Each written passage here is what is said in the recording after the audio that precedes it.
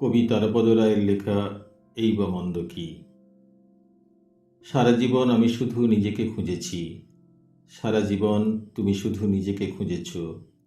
মাঝে মধ্যে মুখোমুখি দেখা হয়ে গেছে আমাদের, কখনো আমি ভেবেছি আমি বোধহয় তোমাকেই খুঁজছিলাম, কখনো তুমি ভেবেছ তুমি বোধহয় আমাকেই খুঁজছিলে। এরকম হেঁয়ালি ও ধাঁধা ভরা আমাদের জীবন।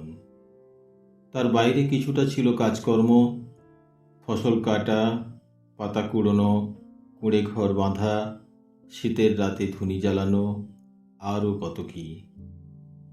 তবু সব কিছুর মধ্যেই কি যেন খুঁজেছিলাম আমরা, হয়তো আমাদেরই খুঁজেছিলাম। নদীর জলে আমরা আমাদেরই ছায়া দেখে নিজেদের চেনার চেষ্টা করেছিলাম। সারা জীবন চিনতে চিনতে, খুঁজতে খুঁজতে, মাঝে মধ্যে এখানে ওখানে দেখা হয়ে গেল আমাদের।